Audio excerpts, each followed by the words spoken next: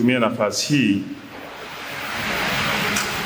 kuungana na Watanzania kutoa pole za dhati kwa Katibu Mkuu wa Baraza la Maaskofu Katoliki Tanzania TEC, ndugu yetu Padri Dr. Charles Kitima, familia yake, Baraza la Maaskofu Katoliki Tanzania na watu wengine ambao wanakumbwa na matukio ya kihalifu.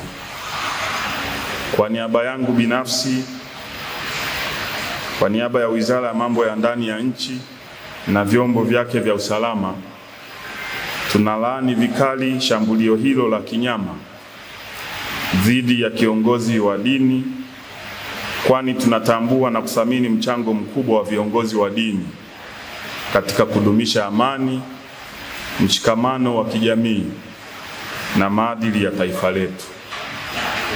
Tunamwombea Padri Dr. Charles Kitima uponaji wa haraka na urejeaji salama katika majukumu yake muhimu kwa taifa letu.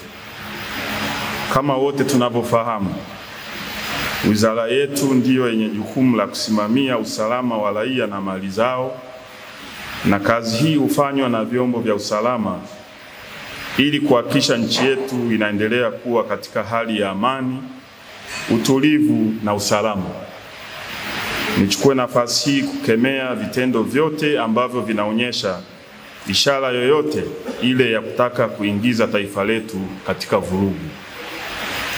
Hili kamwe halikubaliki, halivumiliki, na tutachukua hatua kali sana za kisheria. Kumekuwepo na waraka feki leo mchana uliosambazwa kwenye mitandao ya kijamii ukidaiwa ni waraka wa Baraza la Maaskofu Tanzania. Baraza la Maaskofu Tanzania kupitia taarifa yake kwa umma imekanusha kuwa waraka huo haukutolewa na TEC na kuwataka wananchi, waumini na watu wote wenye mapenzi mema kupuuza kabisa waraka huo. Wizara ya Mambo ya Ndani ya Nchi inakemea vikali na kulaani tukio hili lililofanywa na watu waovu na wenye nia ovu ya kuchonganisha kanisa na serikali.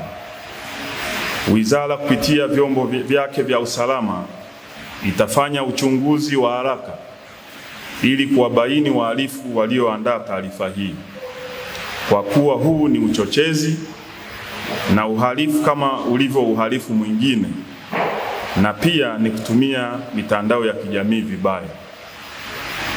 Ninakemea vikali vitendo vyote vya kuharibu taswira njema ya nchi yetu kwa kufanya vitendo vya kudhuru watu na kuchapisha taarifa zinazochonganisha madhehebu ya dini hapa nchini. Naliagiza Jeshi la Polisi kumtafuta kwa haraka yule mtu aliyetweet kwenye mitandao ya kijamii kwamba siku za Kitima zinahesabika. Mtu huyu atafutwe haraka, ahojiwe ametumwa na nani, na hatua kali za kisheria zichukuliwe dhidi yake haraka iwezekanavyo, kwa kuwa watu wote watakaobainika kuhusika katika tukio hili wataingia kwenye mikono ya sheria. Si vyema vyombo vyetu vya usalama vikaendelea kufumbia macho uvunjifu wa sheria kwa makusudi na watu ambao wako kwenye jamii yetu kwa lengo la kuleta uchonganishi, lakini kuondoa amani, utulivu na usalama wa nchi yetu. Kwa kuwa Jeshi la Polisi liko hapa, ni wakati mwafaka sasa kuongeza kasi ya kusimamia sheria zinazohusu mitandao ya kijamii ili kuhakikisha watu wote wanatii sheria bila shuruti, na hivyo kuendelea kuwa na jamii yenye ustaarabu na kuheshimu utu wa kila Mtanzania na hata mgeni. Wizara itamchukulia hatua kali za kisheria mtu yeyote atakayebainika kuandaa au kusambaza taarifa hiyo kwenye mitandao ya kijamii na vyombo vya habari. Vilevile, wizara inatoa onyo kwa wale wote wenye nia ovu kuacha kutumia vibaya mitandao ya kijamii, kwani sheria iko wazi na endapo utabainika, sheria itachukua mkondo wake.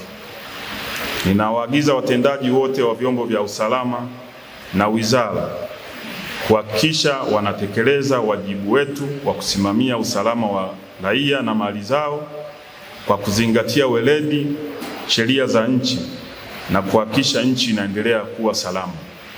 Nitoe wito kwa watu wote kuheshimiana, kuwa na staha na kuhakikisha kwa pamoja tunalinda tunu ya amani ya nchi yetu.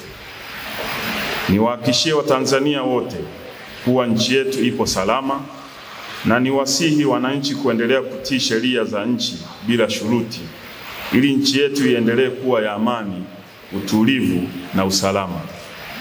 Naliagiza Jeshi la Polisi kuhakikisha uchunguzi wa kina unafanyika na kuchukua hatua zinazostahili dhidi ya wahalifu wanaotaka kuvuruga amani.